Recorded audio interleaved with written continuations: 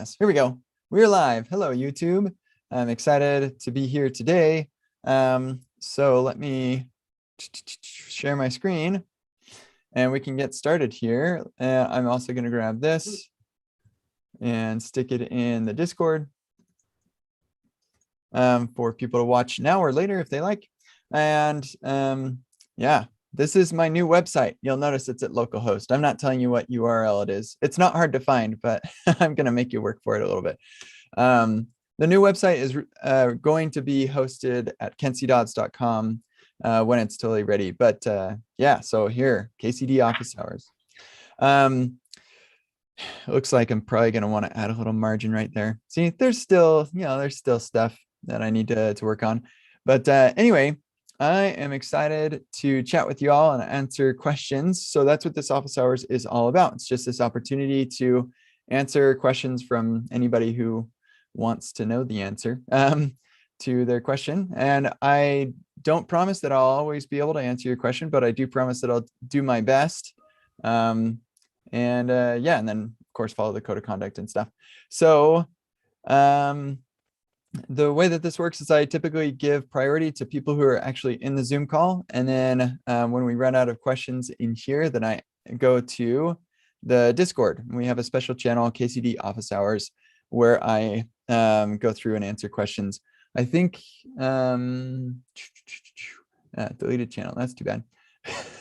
that was a thread, so it wasn't actually deleted. But whoever's looking back, they might have to find it. That's too bad that they don't keep that where it was. But anyway, let's see. I think we're right here. So we don't have too many questions so far in the Discord, but we typically end up filling up the hour anyway. So yeah, who has a question first in the Zoom?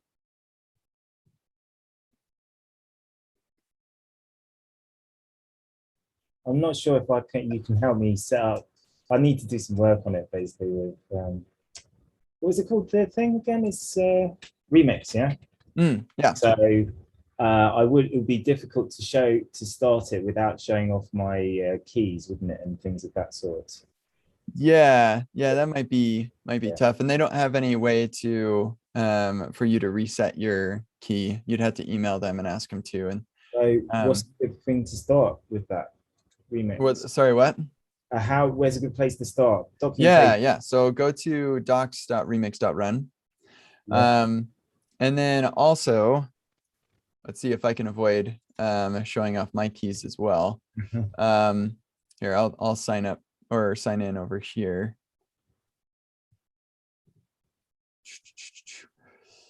Yeah, in fact, their tutorial is pretty good. So you could just follow the tutorial. But one thing I would have shown you my keys. Haha, good thing I didn't do that. Yeah, here we go. So if you go to Remix Run Dashboard Support, then it will, the thing I wanted to call out specifically was the Remix Chat. That's a Discord server. They're really, really helpful there. Yeah, and then you can look at the Remix repo too. Which apparently this is busted, but you can find it. It's at remix run/remix. And I can just post that. I think this is private, so you won't be able to see it until after you've gotten things set up with this. I can't remember how you do it. I think it's on your dashboard though. Somewhere you do that. I can't remember. Yeah. So I'll try and do that for next week. Yeah. Have fun. Thank you. Cool. Any other questions in Zoom? I sent one on the Discord chat. Okay. To hear your take on it. Yeah, sweet. So how do you deal with burnout if you ever had it, and how do you manage not to feel burned out? Yeah, okay. Burnout is a great topic of discussion. I'm kind of arguing or fighting with myself right now because as part of the website, don't tell anybody, I'm literally live streaming this to the internet, but not enough people will hear about it, so it's no big deal. But I have this Chats with Kent podcast which most people know about, but this Call Kent podcast is different.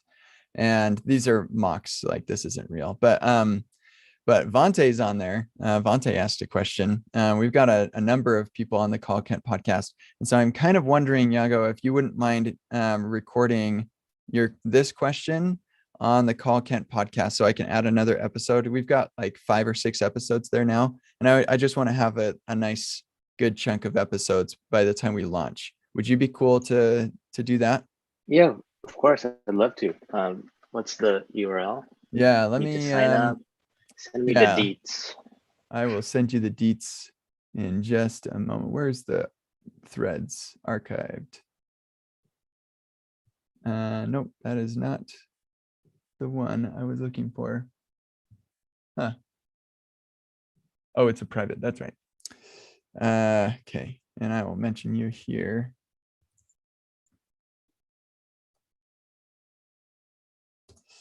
There you go. So now you're in that private thread. Woo, nice. Cool. Thank you for that. And I apologize to all the people who are watching who'd love to hear the answer to this question, but I promise you will be able to hear the answer to this question in a matter of maybe 2, maybe 3 weeks. And if you're really diligent about searching around, it won't be hard for you to find where this is actually hosted right now. I just don't want like people tweeting about it and stuff. Right now, in fact, I have no robots and all of the headers and stuff, so Google doesn't index it, and Twitter won't look up the social images and stuff like that either. So yeah, anyway, I'm really excited about it. It's gonna be cool. Okay, any other questions in here? We just have one here in the Discord. Oh, and by the way, Yago, let me know if you have trouble recording. So when you've recorded here, I can show you this locally. So you do your recording and it's pretty cool, right? And then we stop and we accept and we type the title. Please give me something like better than this. And then when you submit the recording, it should show you the call that you just made, and you should be able to like listen to it again and whatever. If it doesn't, then it means it failed. And I've been having some weird failures recently. People get a 502 in the post request to post the recording. I think it's a Fly related issue where I'm hosting. So we're working on that right now. So if that happens to you, I apologize. And if you're going to do it right now, then let me know and I'll just answer your question right now. Yeah, I'm just looking at how to do it, and then I'll just record and send it. I'm going to try and actually, right now. If you just pop open your network tab before you hit submit, just so you can see what happens. And if it's a 502, I know what's going on. Well, I don't know why, but that's already known. If it's something else, then definitely let me know.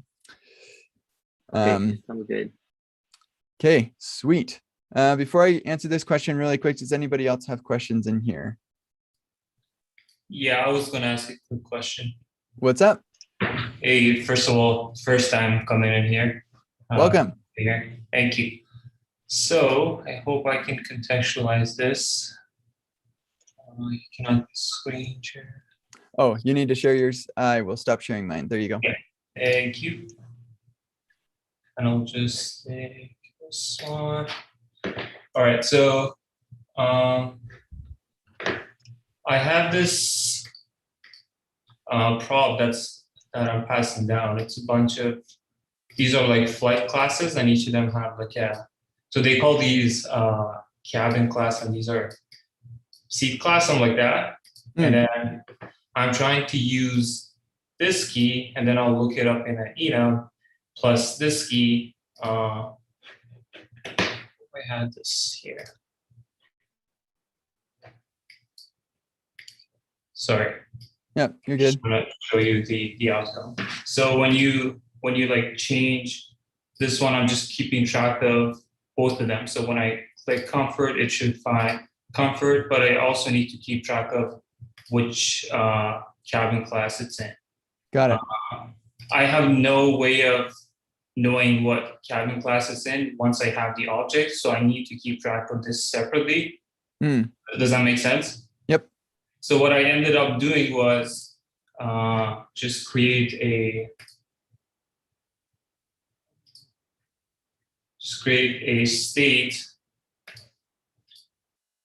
that keeps track of the cabin class and brand class as strings. And inside my form, I have it, I put the value as, I basically make it into a string. So I append it using an underline, and then every time I want to check it, I just split it using the underline and then take those two out and look it up. Is that the best way to go about this?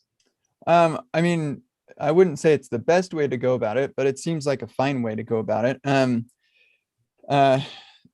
Yeah, like, yeah, I wouldn't deny a PR that had this as the solution. Seems pretty resilient. The one issue you might run into is if the cabin class or the brand class had an underscore in it, then you could end up in a bit of a tight situation there. But you could change the separator to just about anything. You could do like 4 stars or something like that. Like it doesn't really matter what it is, so long as you're consistent on when you put them together and when you split them up. Yeah, so that's probably fine. Another thing that occurred to me was a good way to store metadata about an object is to use a map, where the object is the key and then the value is the metadata that you want to store about it. And so the metadata for this is, excuse me, the brand class is the object, and the metadata for it is what cabin class it's a part of.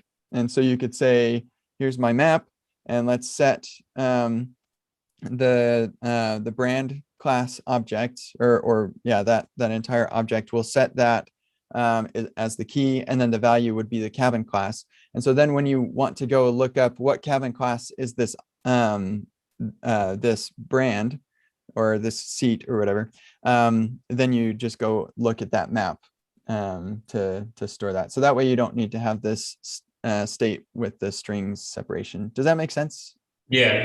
So instead of having just like 2 properties, this would be the key, this would be the value. Yeah, I'm not sure exactly what code changes this would necessitate, but that is the sort of thing that, like, an approach that I might take is that's like the primary use case of a map. I think going above and beyond just a regular object. The reason that I go from an object to a map is so I can have objects as keys, and then the only reason you really do that is for storing metadata about an object without actually setting properties on that object. I see. All right, thank you. Yeah, good luck. Thanks. Cool. Anyone else here in Zoom? All right, sweet. So let's answer Dieb. I think that's how you say that. But I could be wrong, and I don't mind being corrected. I can wait, but I have one question. Sorry for being so like. No, I always give priority to the people who show up. So go ahead, Marcos. We'll get to this question. All right, thank you very much. I have 2 questions actually. One of them is kind of more abstract, and the other one I think is quite concrete. So let's start with the concrete one. Let's say I keep some filters state in the URL, right? And then I want to parse those filters, and I want to make, let's say, a hook for that. I guess, like, I always struggle here to, like, if there is there is not an actual difference that I can think of in terms of how it works, but there is a difference in thinking or in model or something, because I don't know whether I should keep track of that parsed URL filters as an object in a use state, and then every time location changes or something, recalculate, or just use memo and return that. Maybe that's the whole question. Gotcha. Yeah. Okay. So one thing that is not always obvious, but is the case, I guess, for lack of a better way to say that, is that the URL is state and it's managed. Exactly. And so, yep, you get it. So, so that should be your source of truth. And a really common mistake that we make is trying to store or synchronize some local state with the URL. We should not do this. So when you want to change the URL, typically you have a library like React Router that lets you do this really easily. React Router has the use search params, and then you can set the search params, and that works out really nicely. And that triggers navigations, which is like what you should be doing. That's what changing the URL is. You can configure it to replace so that hitting the back button doesn't like go through all of those changes that you made. So if you want to be able to make it so people can just hit the back button and skip all of the changes that you made to the filter, then that you can make that work. But yeah, so what I would suggest is using, I'm guessing, are you using React Router? I'm assuming you are. The thing is the URL the URL filter is encoded. It's not like an actual like the actual question mark and the name of the filter equals something ampersand the name of the filter. It's encoded string for some reason. Yeah, so you I see what you're case. saying. So what you're concerned about is you have this encoded, and then when that gets updated, it's going to re-render things, and you need to decode it before you know how to filter things. Is that right? Yeah, I mean, I think I guess you were gonna suggest using use search params, right? And that's why I'm not using use search params, because it's encoded. Got it. Well, so you do have a way to decode it, of course, right? Yeah. So what I would suggest is use search params, and then yeah, so you'd have like a use search params. I'm using this in here. Yeah, so you'd say, now I've got my search params, now decode search params, and here's my filters. And then if this is really unlikely, but if for some reason decoding was expensive, then React Use Memo can solve that. But like I said, very unlikely that this would ever be a problem. Yeah, you're probably good with just like literally decode search params. No, the issue is more like the code is giving me back an object with the keys as the filter keys and the other things as the values, and I'm using that in dependencies arrays and stuff. And I really need, Gotcha. I really need those to not render many times, not because of performance, just because they are doing extra things. Yeah, they're like making HTTP calls you don't want to have to make. Yeah, that makes sense. Okay, so there are a couple of solutions to this. One is Yago's still here. Yago will like this. Yes, use latest ref. Yeah. Oh, I know that one. Okay. Yeah. So for the other folks in the room who aren't familiar with this, we'll say here's my let's see. Yeah, filters ref, or you might call it latest filters ref. I don't know. Filters, and then we'd say filters.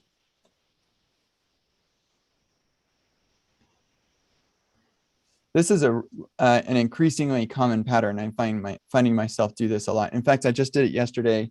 Let's see, where was that? I think it's on, yeah, blog slug. So Remix has this cool feature called use fetcher, which I just think is great.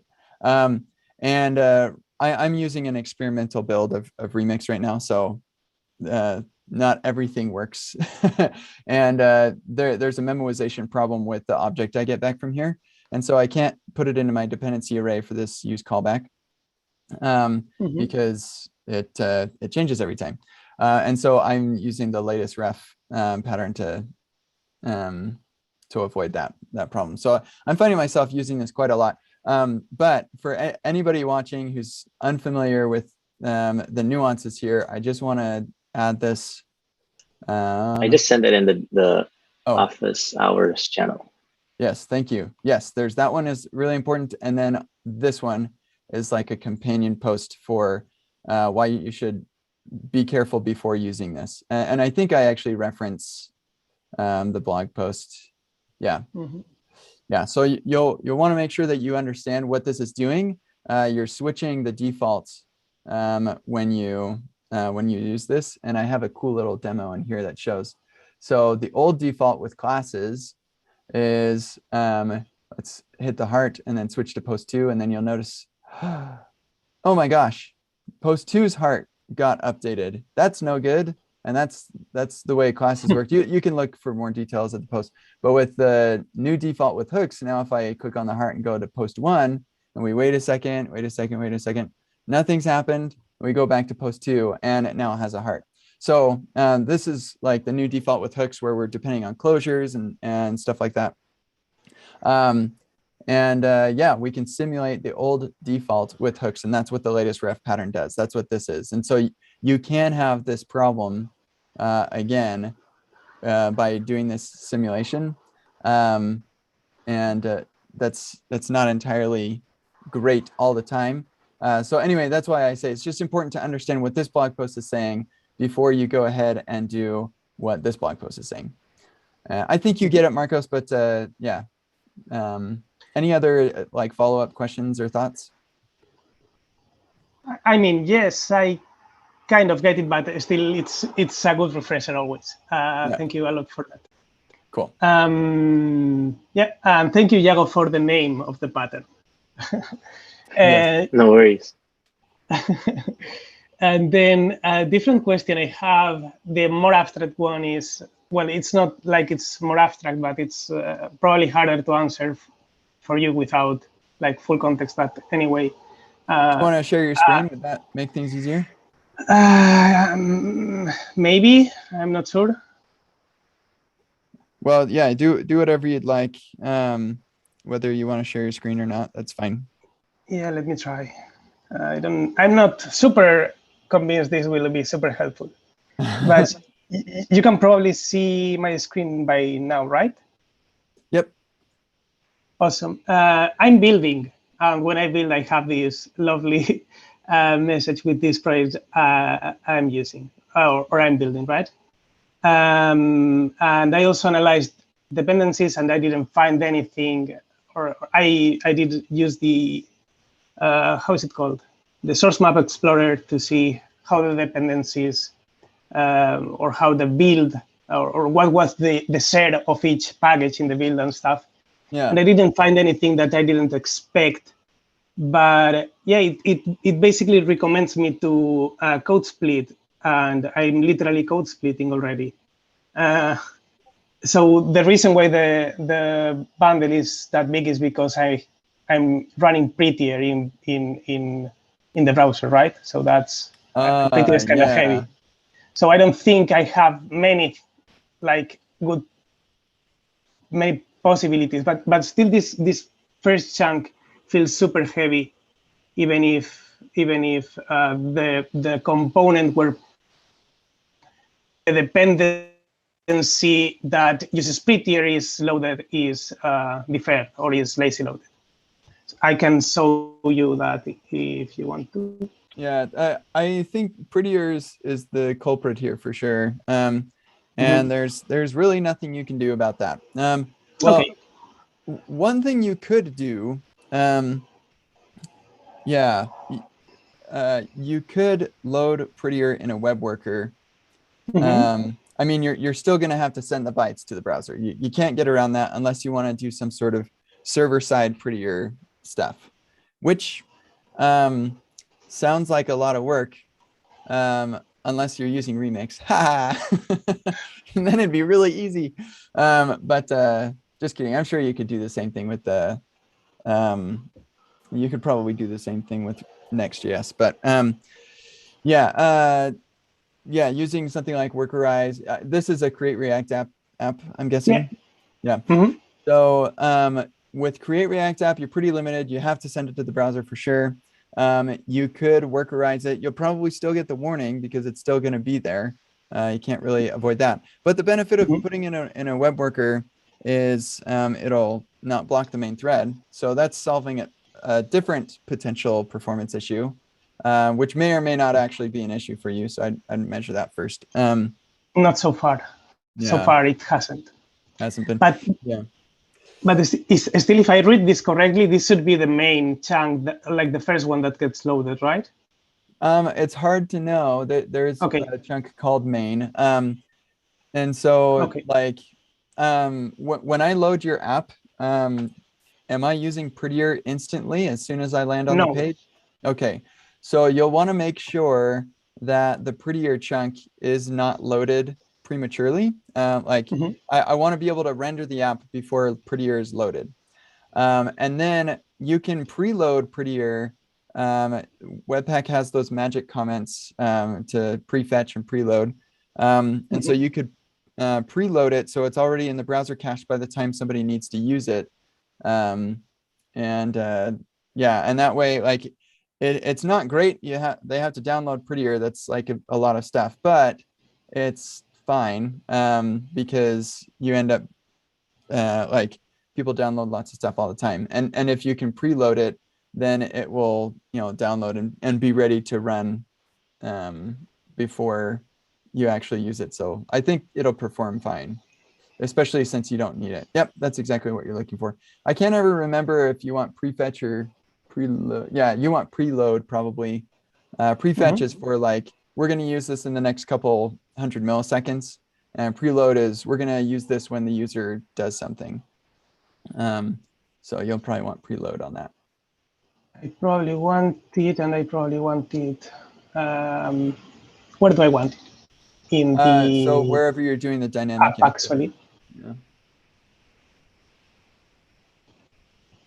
Yeah, there you go. So the code editor has Prettier in it. Mm-hmm. Cool. Yeah, so you're still going to get this warning because like you can't make Prettier smaller, but it should be all that you're changing now is the user doesn't load the code right away. It's not until they show the code editor, but it is preloaded. So when they do show the code editor, it should be pretty fast. Mm-hmm. All right. Yeah, you should probably. I think you shouldn't even have a loading state. It should be fast enough to not show the loading state. And if you do have if you one get like now, but oh, sorry, what? I do have one now, but maybe I shall remove it. Well, no, you don't need to. You'd want to keep it in place. What I mean is, it shouldn't show up because it'll be so fast.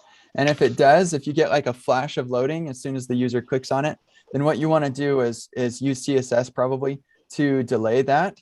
Or there's a package that I use in my website that I will find for you. Yeah, it's in my root. And it's called, it provides a hook called use spin delay. It's called spin delay on NPM. Spin delay.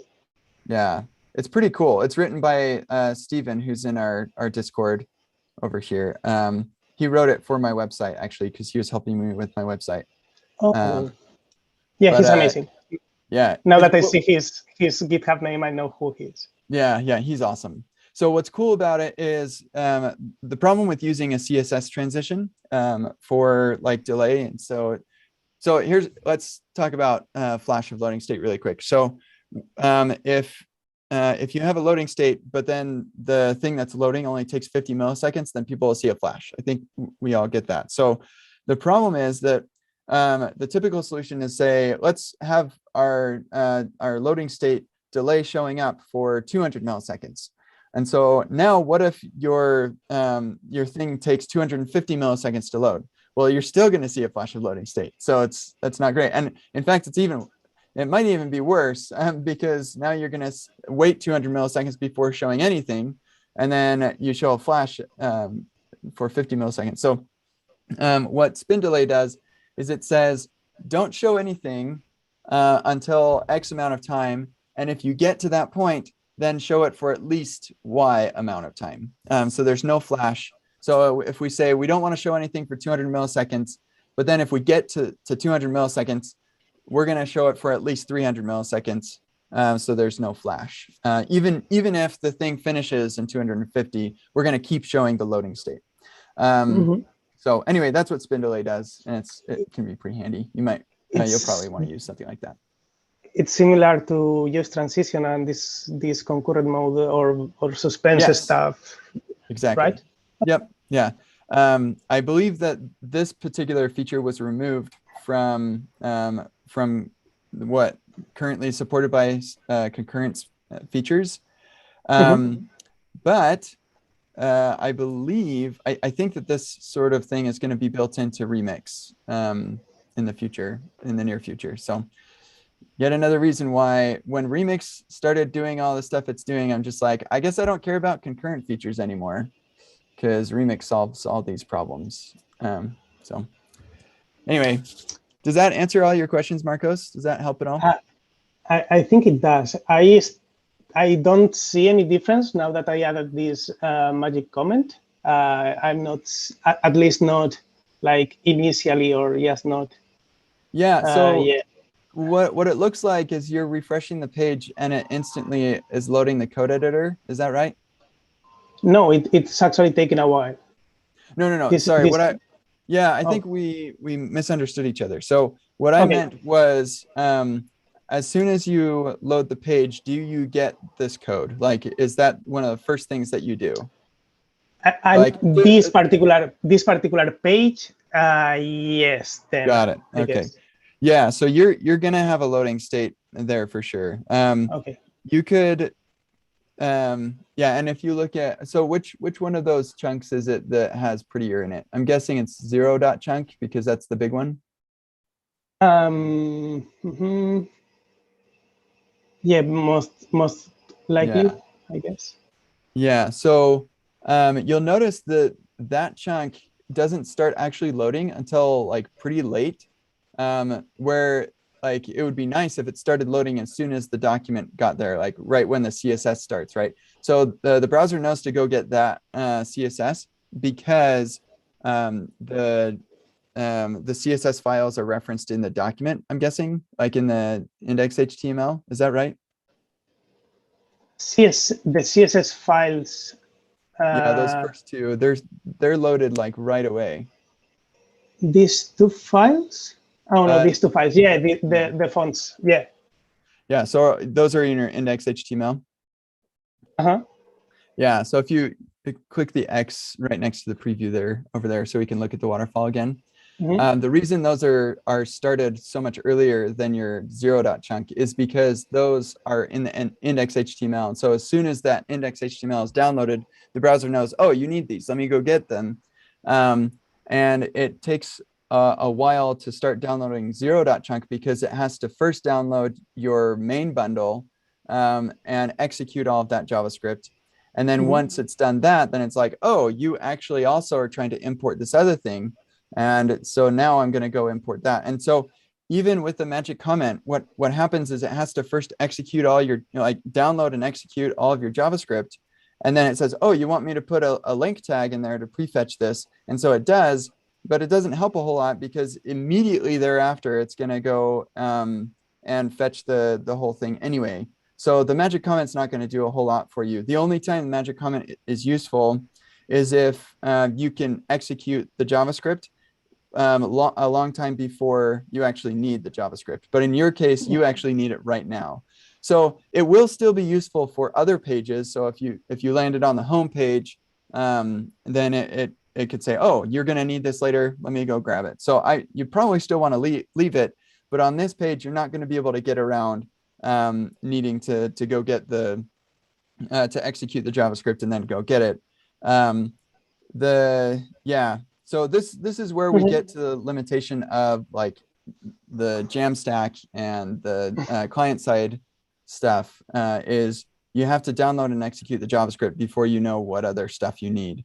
And again, it's another problem that Remix solves because it is gonna it knows all of the assets that you have and that you need on every page, and it adds these link tags for you to preload all of that that info. So I'm not telling you to rewrite your app in Remix. Don't take that away. But I'm just explaining why you're having some performance. And they may not even be issues. I don't want to say the word issues. Like it depends on. I mean, heck, we're downloading Prettier. It's going to take a second. Yeah. I mean, I'm not super concerned about it taking like 2 seconds, showing a spinner for 2 seconds, or well, not even 2 seconds. And yeah. I was just wondering if I could do anything to split the bundle further, because but mainly because I thought that I mistakenly thought that the main chunk or the first chunk was the heavy one. But they are not ordered. Like the first one I saw when I built, I cannot see the build any longer, but the first one I saw was the heaviest one, not actually the main. And I didn't. I wonder if maybe they are sorting that by size rather than by like number. That could be. Yeah, I think so. I think that could make sense. Yeah. Anyway, thank you a lot, Kent. It's been amazing, and I've taken too much of your time. So no, this is thank fun you very discussion. Much. No, it's great. Okay, so that's, I guess, all. Let me see if I can find how to stop sharing my screen. Thank you very much again. Yeah, sure. Can't just letting you know, I recorded like the question on. Oh, and it worked for you? Yeah. Sweet. It was like smooth. Good. Glad to hear that. Okay, cool. Anybody else in the Zoom have a question before I go over here to Discord? Yes, sir, I do. How you doing, Kent? Doing great. How are you doing? I'm good, man. I got 2 questions Can I try for and you. pronounce your name and you can correct me? Go ahead. Is it Kokmudar? No. Oh, Kokumdar. The KHO is silent. It's just Kumdar. Kumdar. The KHO is silent? Really? Yeah, man. That's how they spelled it when we got here. Wow. All right. Yeah. Kumdar. You can call me Salim. That's my second name. Which would you prefer? I prefer Salim. Salim. All right, Salim. What's up? All right. So I got 2 questions. Question 1 is, you know what, React, there's like so many different ways of doing things, right? There's so many different ways of styling something, so many different ways of using a router. So what is your stack when it comes to React? Like what libraries are you using? What type of styling are you using? What data fetching library are you using? Can you give me like the whole stack that you use to build apps? Yeah, sure, man. All right, I'll show you on my new website. I've stopped updating stuff on my old website, so I have to show you on the new one. I am giving a talk. Maybe I may not have added it to this one yet. Whoops. So it's not even on here at Utah.js. So if you want to fly out to Utah, you're welcome to come October 8th. But it's how I built a website in 2021. And I'm going to take a tour of my website of like, I built a real big thing that has lots of overlap with the types of apps that most people are building. And here's the stuff that I use. So some of it is, this isn't like a comprehensive list, but React for sure. Remix, holy cow, this is amazing. I won't build anything without Remix anymore, period. Anything for the web. I mean, maybe I'll build a chair without Remix, but something I bought at IKEA. Prisma, my goodness, that thing is amazing.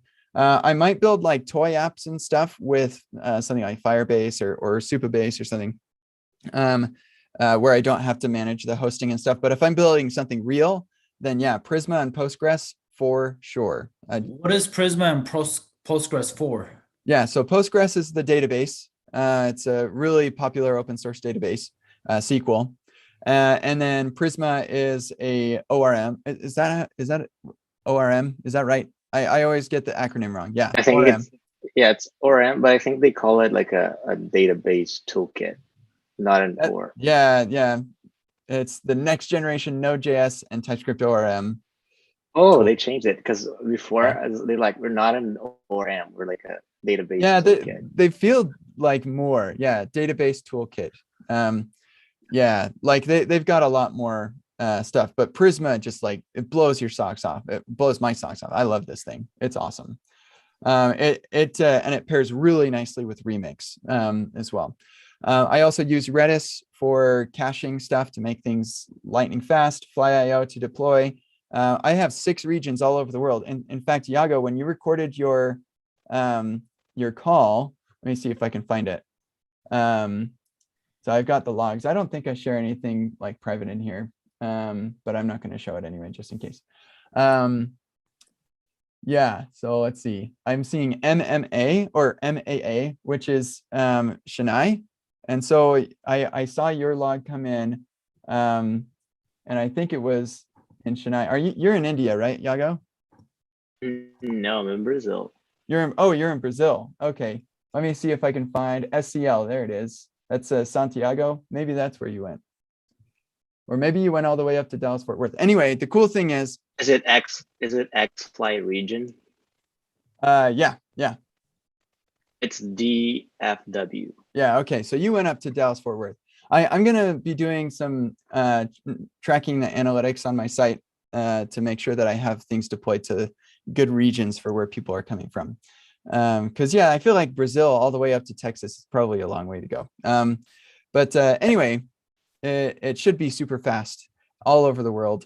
And then Tailwind is for my styling. I'm really happy with it. Originally, I was thinking, Remix solves all of the problems that I ever needed CSS and JS for, which it really does.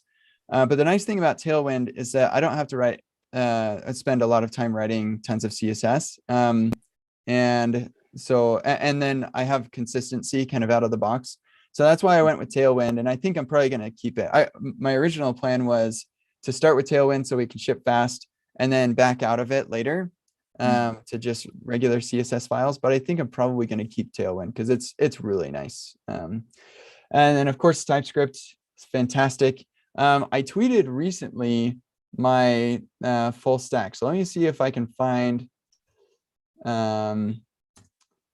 that tweet. Well, I guess it wasn't that recently, and I tweet a lot.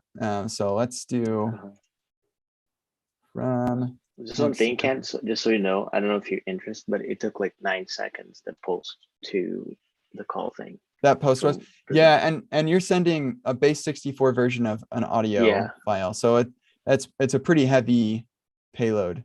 So that doesn't surprise me. 9 seconds sounds pretty reasonable. Okay, let's see if I can find. There it is. Here's the full stack. Man, that's a lot of stuff. Yeah, it's amazing what we have to use to build really awesome web apps today. But yeah, so React, Remix, Prisma, Postgres, Fly, GitHub Actions for deploying to Fly. I've got 2 actions that are awesome. So yeah, here we go. One is deployment. And so first I check what changes were made between what's currently deployed and what commit we're currently building. And so I see all the files that were changed between those 2 points. And if it was only content, then I don't need to redeploy, because I like to have all my content in the repo rather than on some CMS. So GitHub is my CMS, but I don't want to redeploy if it was just content changes, because I have this other workflow that checks if it was just content changes. And if it was, then it will go tell my website to update the cache for all of those things, all of those pieces of content that were changed. So most of the time, this workflow takes 19 seconds, and most of that time is spent like on everything else, like just getting the workflow up and going. So now, as opposed to like with Gatsby before, I had to rebuild my entire website on literally any change period. And then they like built this incremental build thing that never worked for me. And it took like 15 minutes to deploy a typo change. Now I can do that in 19 seconds. Wow. I am very happy with this. And there's a fair amount of work that I've had to do on my own, because I'm kind of branching out to the next phase of building web apps. But eventually this stuff will be like, you just install some GitHub action and it'll just work and it'll be amazing. So anyway, yeah, GitHub actions have been awesome. TypeScript, of course, I won't write anything without type safety, anything real anyway. Testing library, Jest, Cypress, API mocking. This is MSW. And Prettier, boy, I can't even imagine my life without Prettier anymore. Right. It's like getting married. You know, I barely remember my life before I was married. I just feel like I've been with my wife for my entire life. And that's what Prettier is like. I feel like I've always had Prettier. I can barely remember what it was like. It was the stone ages of developing. Can you do a guide on Prettier? Like how to set it up, well, what's your rules and all that? Yeah, actually, I have, actually, let's see. We'll go You straight already to have it. something? Yeah, I did a video a while ago about Prettier. Yeah, here it is. How to configure Prettier to automatically format your code. And actually, Nice. testingjavascript.com also has a video on getting Prettier and ESLint set up. So if you're on that, then you can use that. And by the way, when it comes to TypeScript, when do you recommend learning TypeScript? Because right now I'm building apps. I'm building more just React heavy apps, and I haven't started TypeScript yet. Yeah, that's fine that you haven't started TypeScript yet. It is a significant learning curve, and I would say that it's better. It's better left for later. I think it's kind of hard to say. So I typically don't like deciding people's paths for them. So I'll give you the principle, and the principle is nothing matters more than you staying excited about what you're doing. Because if you can't be excited about it, then you'll stop. And it doesn't matter how like deep into the weeds of the fundamentals you got. If you stop, then the whole thing was kind of a waste with regard to your goal of being a software developer or whatever. So yeah, the most important thing is for you to stay jazzed about it. Just stay excited. And so I would say for most people, banging their head against TypeScript errors will not keep them excited. And that's why I say probably leave TypeScript for later. Yeah. Now, for some people that might get them really excited, like it, and that's why I say I don't want to prescribe anything. I'm no doctor, but I would say probably save it till a little bit later. Okay. Yeah. I've just been using the React prop types to do the type checking. That's just what I've been using so far. Yeah. So one thing you might consider, since you're going through that trouble anyway,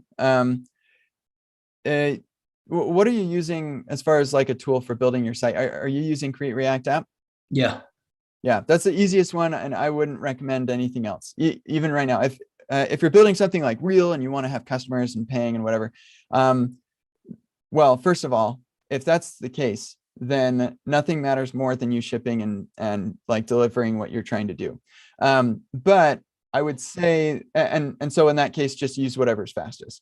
But if you want this to like scale and you don't want this to just be like some prototype that you rewrite and throw away in the future or whatever, but you want it to really be a solid platform, then Remix is the thing for sure. And all of these tools that I'm recommending are the thing for sure. Yeah, may not recommend all of these things for when you're just learning. But when you want to really build a real thing, then these are the tools that I really enjoy.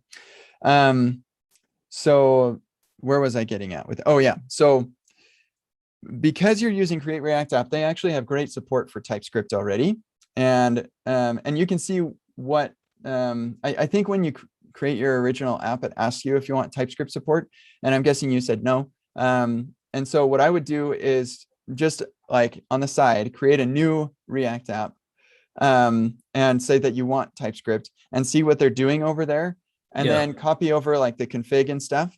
In fact, I think if you just make a TS config and run start, then they'll update your config for you, which actually caused a lot of trouble for me on something I was working on. But yeah, so you might be able to just manage that. But so once you have it configured, just make sure that the config is really loose. It'll let you do whatever the heck you want. And then slowly, as you know, as you're working through things, you can add, you know, instead of using prop types, you just use TypeScript syntax. So it's not just JavaScript anymore. You have to learn the TypeScript syntax for different things. but since you're using or taking the time to do prop types anyway, I think you'd probably be better served to start doing some TypeScript for that. And here's the real big, like, just remember this. Your number one priority when you're learning is to stay excited about it. So one problem that I faced when I started doing TypeScript was I wanted everything to be perfect. And I was really bad at TypeScript because I was brand new. And so I spent a long time just banging my head against TypeScript errors, and it was not fun. Luckily, I'd been doing software for a long time, and so I knew that there was light on the other side of this tunnel or whatever, and I got through it. But it's just really frustrating, and you don't get much progress. You can get burned out, and so yeah.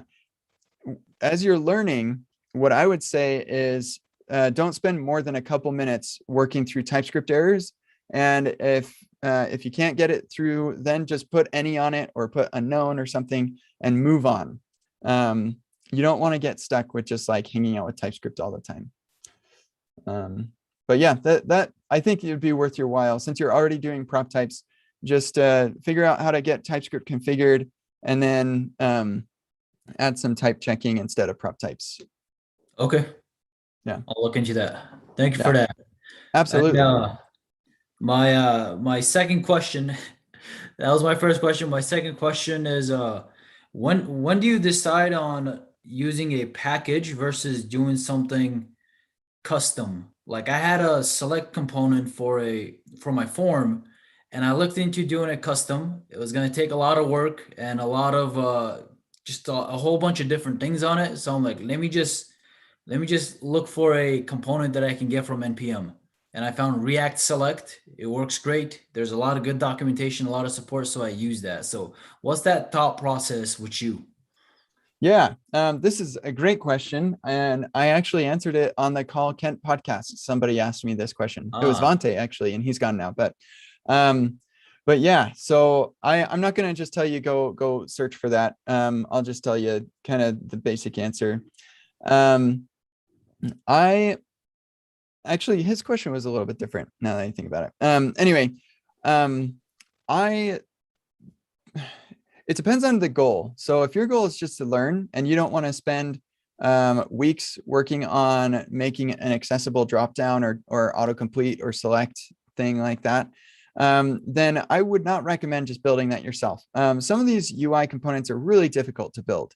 And I know I've done it 4 times. The last time I did it was downshift, and now I don't need to do it anymore. And in fact, I might even use Reach UI.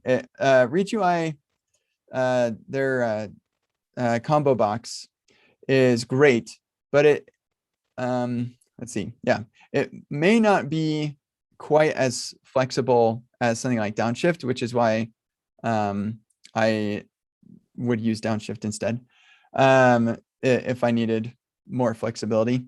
But anyway, I wouldn't recommend building your own complex UI element unless that's what you want to learn how to do.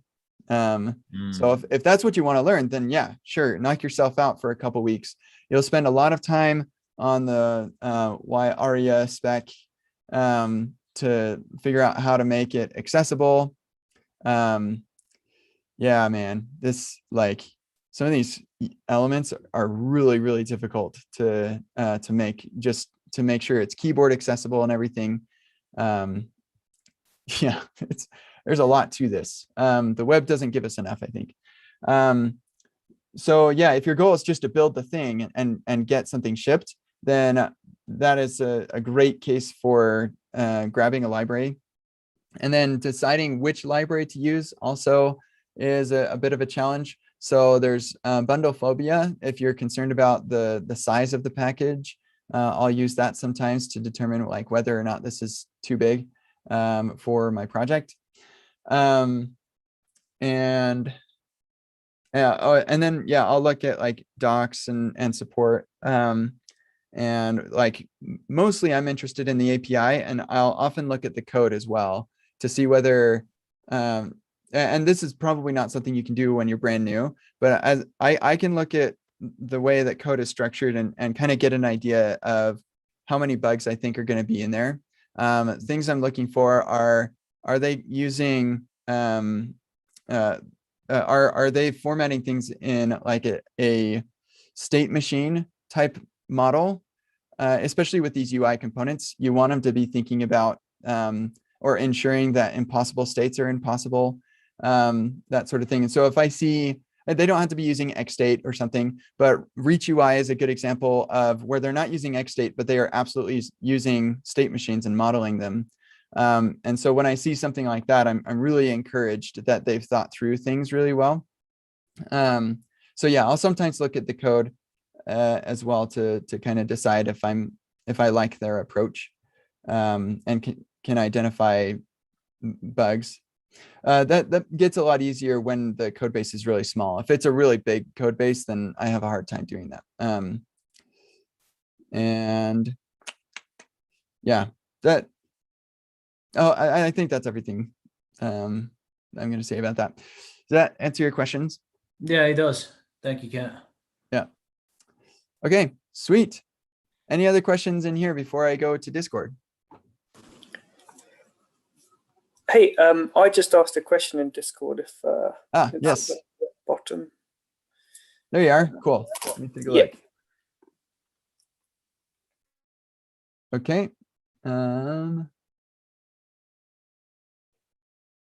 Tests are leaking into each other. Yeah. Yep. That can happen. Yeah. Okay. Yeah. No unresolved promises would be really nice, right? I think I suggested that to Jest. Yeah, because that would be sweet. I'm pretty sure there's an open issue on Jest for having something like no uncalled mocks or something like that. Yeah, that would be really cool. Yeah, so sorry, go ahead. Yeah, it's just really frustrating. So like, yeah, we'll be doing, and like I'll testing something really arbitrary, and it means my tests end up being a lot bigger than they have to be because I've got all these mocks on my page, because obviously we're just testing the pages.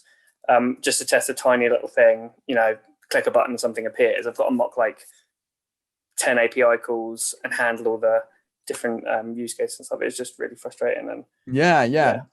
The pains that you're describing are the ones that I was feeling when I started looking for a particular library, and I found it.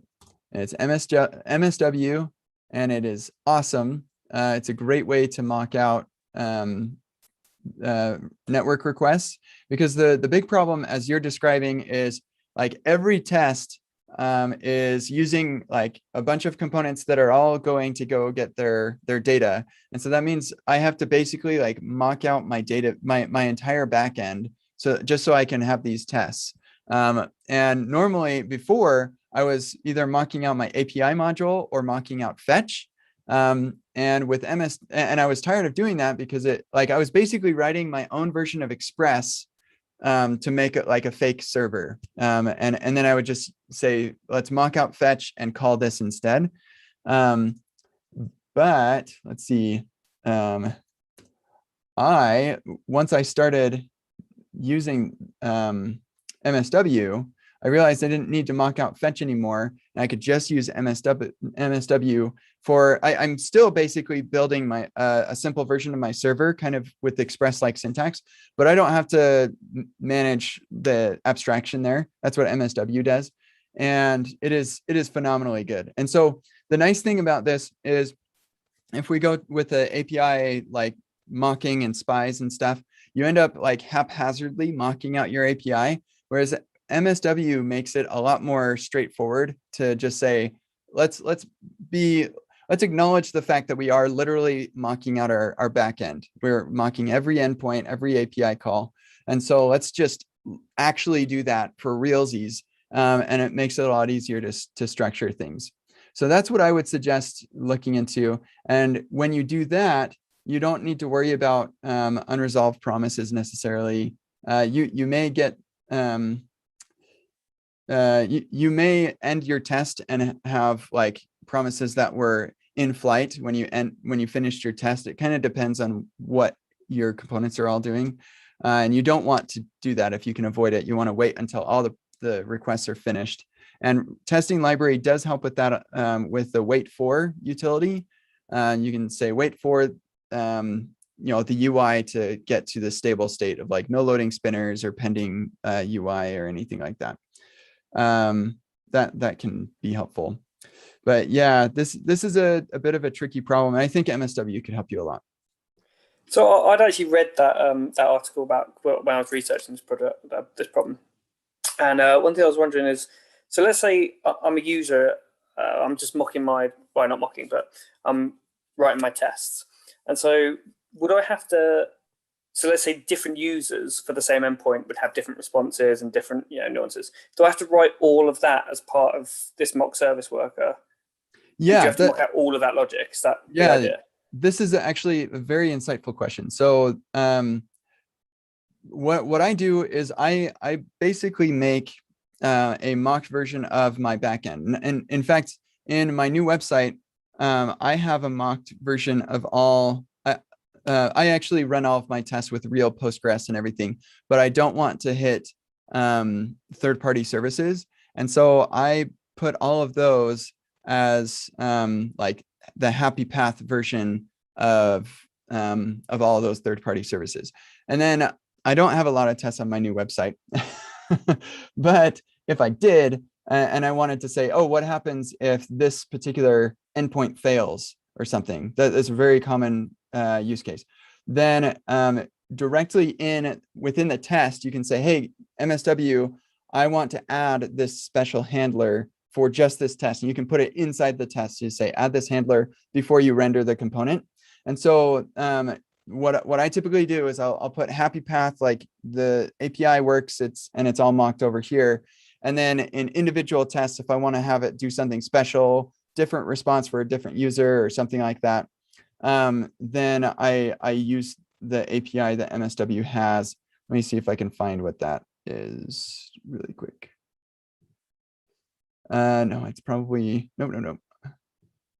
Setup server. Where is it? Yeah, I can't remember where it is, but I teach about this on testingjavascript.com and in Epic React as well. Yeah, because it seems really good for like the simple use case where it's like we'll just hit the endpoint, get the data, and that just makes sense. But yeah, when I originally started looking at it, I was like, well, how do I set it all up for different users and things? I hadn't actually looked at this. I just read your article. I hadn't actually looked at this these docs. So so I just found it. It's this server.use. So you can have like the happy case over here, but then for this particular test, we have like a special thing we want this this particular endpoint to do. So like for this one right here, what I'd probably do is I'd actually just have this be part of the regular setup. I just move this up into here.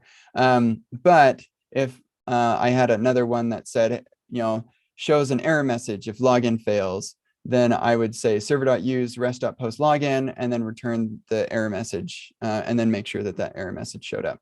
And then it has a reset handlers. This removes any request handlers that were added on runtime via the server.use thing. And so you put that inside of an after each, and then you avoid the implementation of each of these special one-off cases from leaking into each other. So, okay, that's really good. And so when you implemented this, did you implement it slowly? So you're doing some new tests, and you thought, okay, I'll use mock service worker here, and then go back and take out all the mocks for fetch later, or do you just do it all in one go? Yep, you'll want to do it over time. Yep, exactly. You got it. Yeah, that's great. Cheers. Good. All right, sweet. Let's get to this question from this individual who's been waiting for a while. Download all the material from Testing JavaScript. Hooray! There's no code. Is there supposed to be code? Yeah. Okay. So testingjavascript.com is a little bit. It's different from Epic React.dev. So first of all, you actually can download stuff. They're still trying to prioritize actually being able to download Epic React. with the exception of test Node.js backends, you're not actually intended to walk through the code. You can absolutely look at the code, and I can, and that's actually literally the question that you are asking. So I should answer that first. But if you go to the topic testing JavaScript, you'll find it right there. Here, and they may not be watching, so answering on the YouTube live stream now. Feel free to go watch later. You'll find all the code here. Okay, so there's that. All the code is right here, but it's not structured in a way for you to like work through the exercises or follow along or anything like that. It's absolutely not structured like that. These are just basically the finished version of all of the videos so that you can kind of review it and think through it without having to go through the videos. However, there's an exception, and that's the testing node apps. This one is a workshop, and you are intended to download this one and work through the exercises and everything. You'll find the instructions. Oh, whoops. Actually, yeah, we have live instructions. What is it? What is it called? Yeah, we just have a bunch of MD files. That's what it is. So inside of the tests, you'll find an MD file next to every one of the exercises that gives you the background and like all the stuff that people who are on Epic React would be very familiar with. And so, yeah, that one you are intended to work through, but the rest of them are just, the code is just like a reference material sort of thing. So yeah, you don't download it because it's open source, because open source is great. So that's that. Let me come back up and see that I didn't miss anybody. Yago got his question asked on the Call Kent podcast, so that's neat. We'll get that answer here soon. Dennis. Yeah, I also found a little bug that I described in the Call Kent podcast. Oh, okay, cool. Then I will listen to that and get that answered as well. Okay.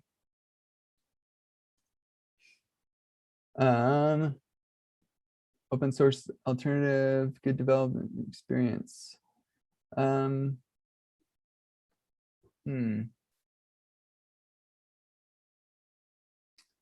Yeah. Okay, so I've never made an SDK like that before. SDKs are basically like libraries just with a fancy name though. And often the target market is often not people who are like super good at software development. Like sorry, let me say that differently. That was mean. What I mean is the target audience isn't necessarily developers. It's like people who are just trying to integrate your thing so they can move on and sell their stuff or whatever. And so that's why they typically have like, you know, just insert this snippet of script tag or whatever on your HTML page and magically everything will work. So you have to do things as an SDK author that we tell you not to do as a library author, like rely on global state on the window and stuff like that. Do query selector all on the page to basically do your own version of hydration of like data attributes and whatever else that you're doing to make it really easy for people to use your stuff. I suppose this is where web components could be handy, where you could give people a web component that they could just insert as HTML on the page. Yeah, I don't know. I don't know enough about web components to tell you how difficult that would be, but I'm surprised I don't see more of that sort of thing for this space. Maybe that's what they do. Yeah, it basically comes down to making a regular library. Yeah, I'm not sure what yeah, what to say. Like it's like making a library, really. And this may not be super helpful, but I'll share it with you anyway.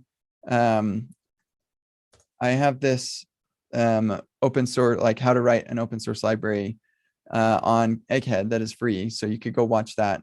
It's pretty dated. So some of the tools I don't really use very actively anymore. So you'll want to kind of judge your own on that. But yeah, I don't know. if you have more specific questions, then yeah, would you use a no code approach? It's hard to use a no code approach. I mean, you can get integrations with like WordPress or something like that, and then you can. I guess I don't understand your use case, your users, like what is this library for and stuff. I don't have enough information to give you solid advice or ideas, but I would say it's very similar to building an open source library. And then what I'd probably do is make the core library, and then you can have like bits and pieces that are around it that integrate with that call into those APIs.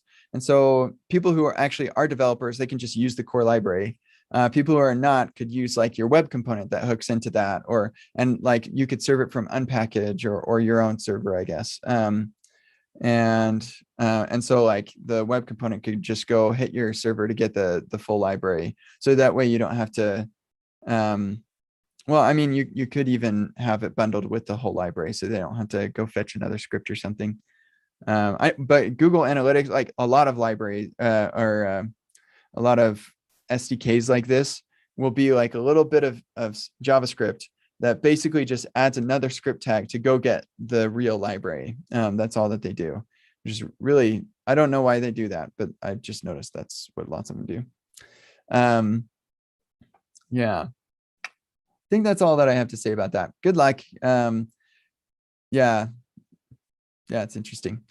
Okay, cool. So Simon, hey Kent, when you create a test and have a custom render function for rendering, like in your article about AHA testing, how do you handle a test where you need to re-render the component? A modal that holds a form and data cleared when closing the modal, and visibility modal is handled via a prop. Okay. I'm not sure I know what you mean by let's see, custom render. How do you handle what? Oh man, my Gatsby blog is slowly dying. Like I don't know what is wrong, but like over time, more and more of my blog posts just disappear. It's so weird. So let's see. So it says I have 182, but I don't, yeah, AHA testing isn't certain. This is so weird. I don't understand it. I can't wait to be done with this thing. Dang it. Okay, people, don't tell anybody about this, or just don't tweet about it. It's kent.dev. And it's going to be so cool, and it's not done yet. And we're not getting the little pop-up down here that says this is under construction. So that's weird. That's a bug. Huh.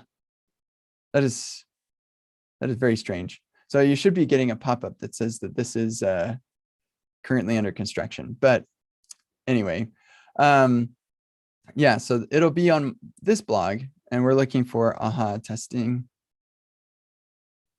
There we go. Okay, so you're talking about my render. See, I've got my logs over here, and now a bunch of people are going to the website right now. Just don't tweet about it. Okay, so yeah, so you're talking about this, I'm guessing, the render login form. And here I'm saying render, and I return a bunch of utilities and stuff. And so what you're saying is, okay, well, how do I re-render this if I need to? And it's actually pretty simple. Render right here returns a bunch of utilities, and one of those is re-render. And you just take that re-render and add it to this list of utilities that you return. So then you can call re-render. Maybe I'm misunderstanding, but that's what I would do. Hopefully, yeah, you're watching or something. Just answered on the stream. Okay, I have a question. I actually have two.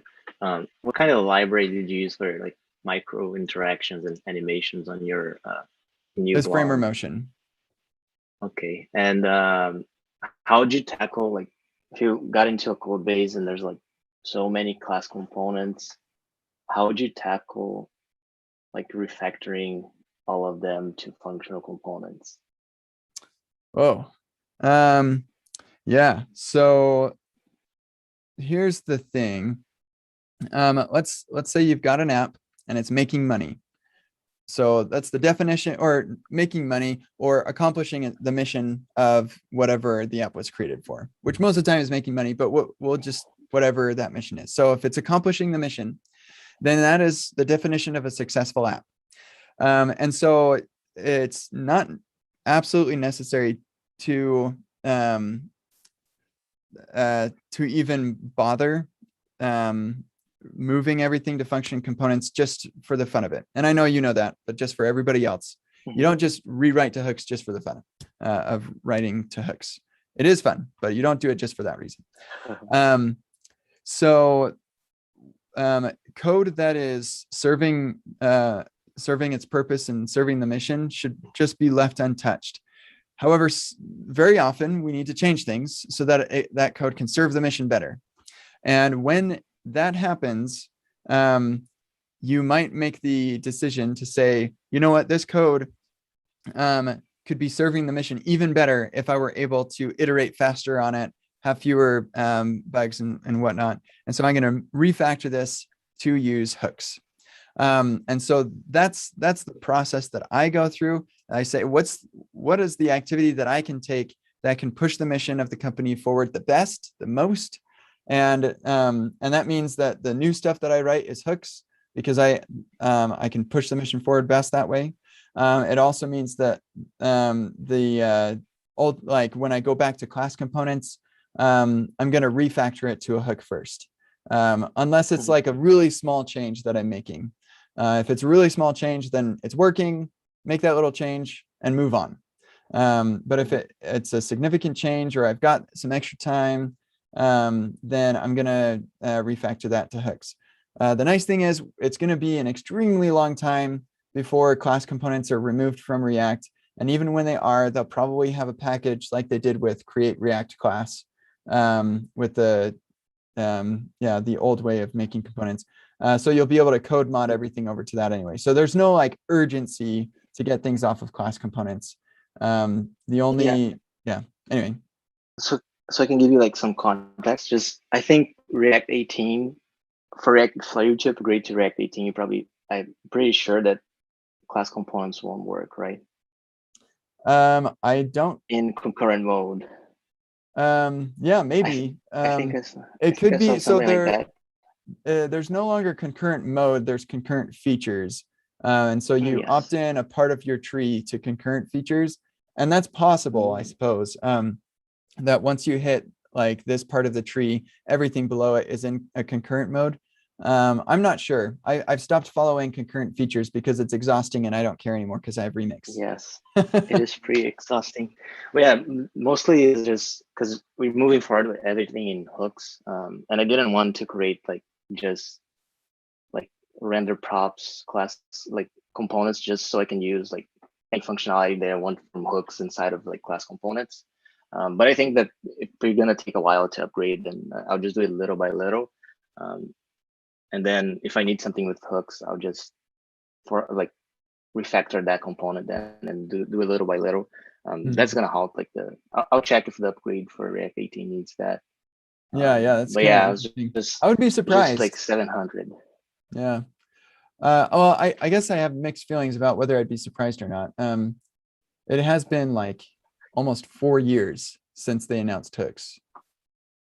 Yeah. Wow.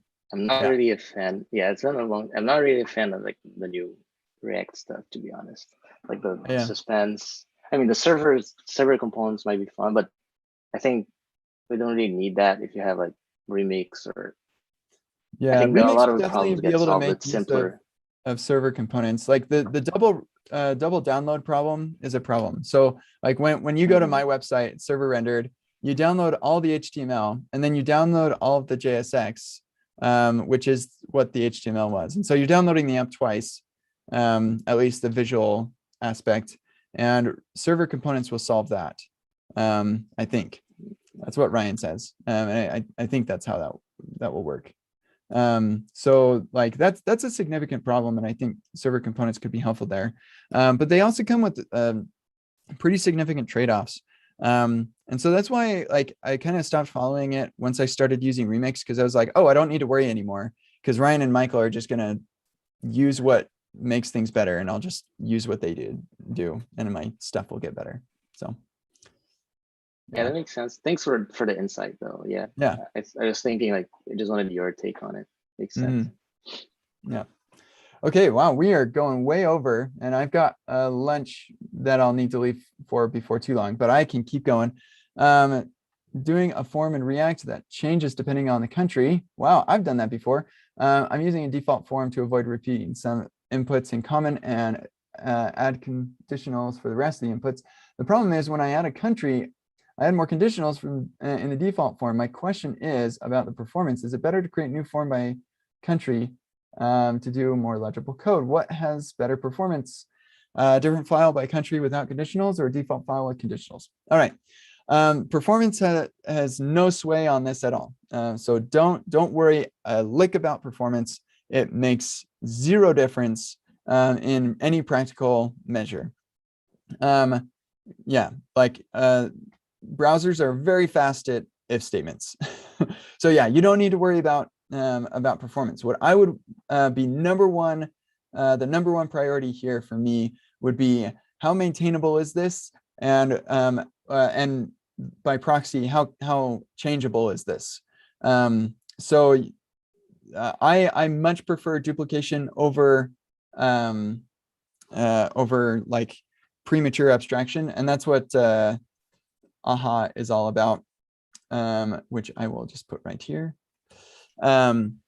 So yeah, focus first on, well, there we go.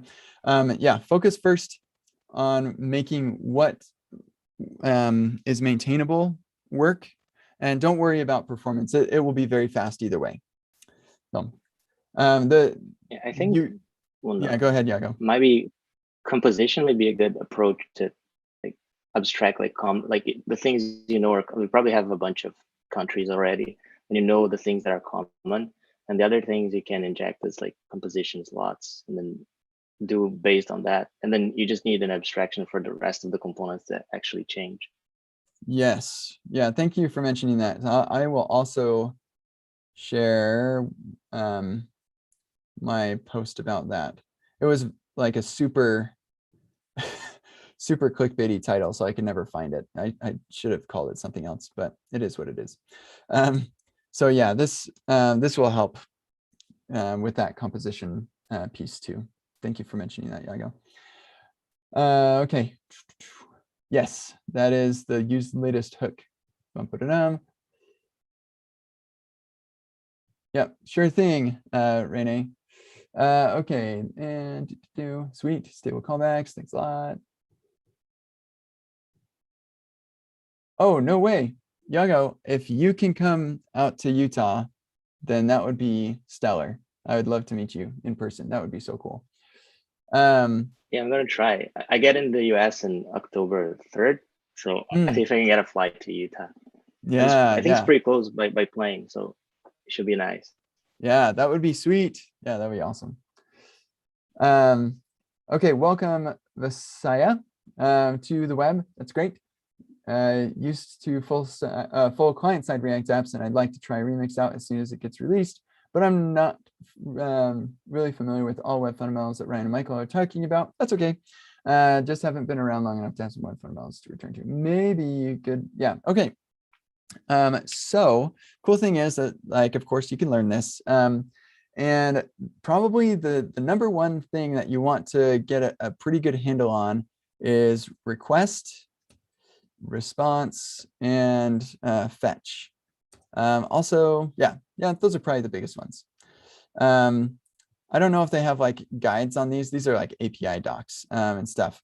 But yeah, maybe fetch API. There you go. Concepts and yeah, so they've got some guides on here. So I would learn about those things, and everything else will kind of come. Yeah, and then the rest kind of depends on like what your, here, let's see, is that a guide? Yeah, using fetch, there we go. Yeah, it kind of depends on what your app does, but you might want to learn about cookies and sessions as well. Yeah, those I make use of those a lot on my site. Yeah, those are probably the biggest things. You can learn it. It'll be great. It's awesome and exciting. Okay, we talked about that. We got here. Suffolk. Any thoughts on learning class-based components in 2021? Yeah, so I wouldn't bother, first of all, but if you have to, for some reason, you got to go learn it. You're maintaining like some old code base that will never be updated to hooks or to a version of React that supports hooks. Beginner's Guide to React 2017, I think. Yeah, V1, here it is. This will, yeah. This will teach you all about the beginner's guide to React using classes. And it's, yeah, that should give you a pretty good idea. Another one is, oh, what, I can't remember what it's called. Migrate React hooks or React, yeah. Or no, that's not right. But it's Jamin. Jamin is my friend. Jamin's great. He actually just released a course on Redux for 2021. I think he's using Redux Toolkit, yeah, which means that it's probably great. Yeah, Jamin is awesome. This guy, he's a good friend. Okay, let me see if I can find my, here, you know what? We'll go to courses because I know it's in here. I recognize the picture, this one. Isn't that a cool picture? So there we go. That's the one that you are probably going to want as well. Yeah, necessity rather than desire. Yeah. Yeah, this can be helpful because this is migrating from class to hooks, but that can help you learn about the classes if you already know about hooks. So that could be helpful as well. That one is not free though. Or I don't think it is. So, okay. Wow, we're really coming down to the end of my time here by like 50 or 28 minutes. We're over. Good cases when it's better to create our own bundle with Webpack for React applications rather than use Create React app. Pretty much never. And here's the reason. If you're doing a client-side app, how do I say this gently?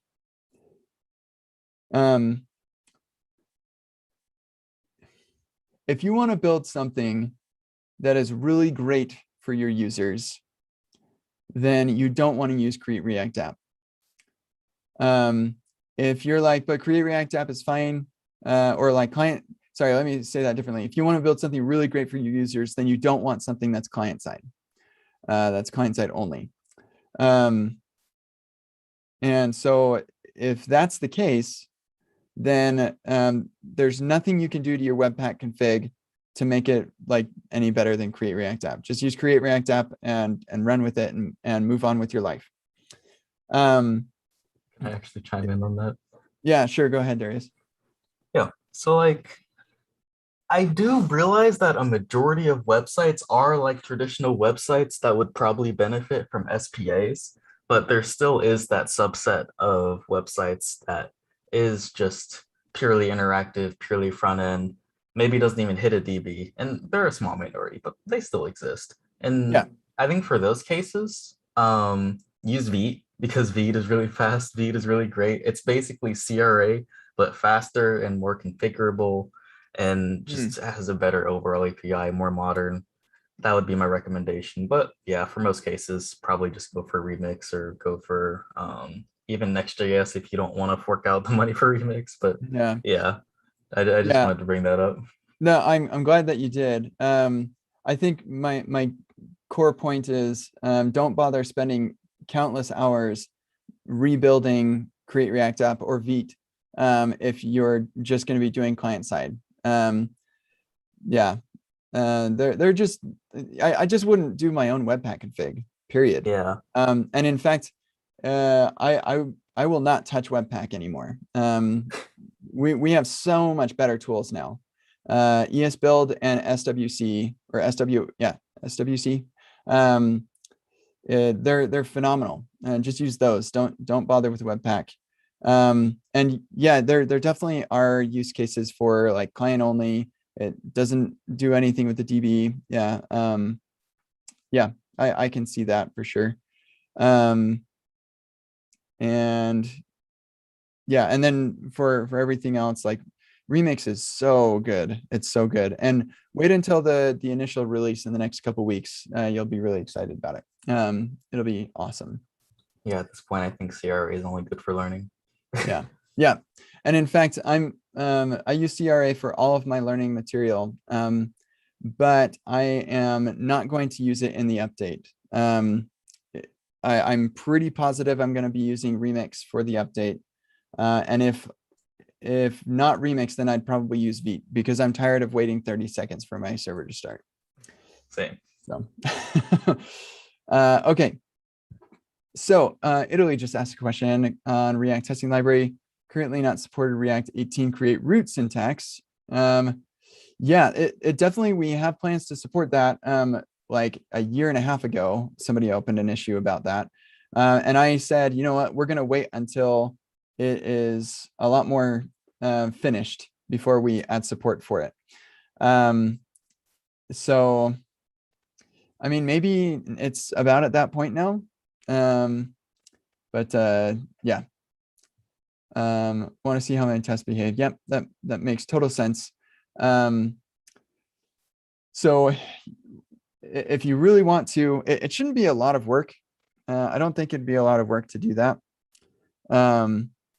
I would look at the issues on React testing library and see where things stand there currently. I think somebody may have even opened a pull request on it. I haven't maintained React testing library in like a year. So I wouldn't be the person to be able to answer your question fully on where the status is currently, but I know that is definitely the plan, is to support that eventually. Yeah, I've made far too many Webpack configs in my life. Yeah, my site is Remix Run. My new site is using Remix, and yeah, we're getting really close to finally being able to release it. I can't wait. Okay, should we consider everything as reusable components? Whoa, multiple pages. Yeah, okay. Wait, I've got to go. This is the last question I'm going to answer. The rest of the, you feel free to post more questions, but I will answer them next time. So not everything would I consider a reusable component. In fact, I have of the opinion that you don't want to break out your components too early. So like I try to keep things in the component, and then in the spirit of AHA programming, I also recommend duplicating before you make an abstraction most of the time. And so, yeah, if I just had a button that I had a couple class names on it or something, and I was using it in 2 or 3 places, that to me is not enough of a reason to make a button component. But if you have like a lot of shared logic, but there are just a couple of variants and stuff, and you don't want to have that logic spread through all these and have like design divergence throughout your app, then yeah, that would be a good situation to start making a reusable component. So yeah, everything you write should not be considered a reusable component. Like yeah, you just don't have to do that. You don't. So anyway, hopefully that helps out a little bit. And thank you, Yaga. That's very nice of you to say. I'll just answer this last one really quick because it's the last one from Jesus. What are design patterns to learn for React? Yeah, so I've got this is a little bit old. So like we've got render props and stuff like here and higher order components, but it might be interesting. Yeah, more common stuff or like more modern stuff. Yeah, just go to Epic React. Go get it. Use latest ref. It's a good one. Yeah, and we had latest ref earlier. That one's a pretty common one. That one's not in this workshop actually, but it will be in the future. But yeah, all of these are good patterns to learn. So, all right, I'm done now for reals. Thanks everybody for hanging out. This was fun. I don't know if you could tell, but I'm actually really jet lagged. I got in yesterday and from Croatia. I traveled like a bunch of hours yesterday, and earlier this week on Sunday, I left and arrived on Monday, and then left from Croatia on Thursday and arrived yesterday, and arrived on Thursday because that's how weird time zones are. Anyway, I'm kind of tired and I'm done. And we'll be doing this again next week, I believe. So we'll see you all in the future. Have a super duper awesome day and be excellent to each other. Thanks.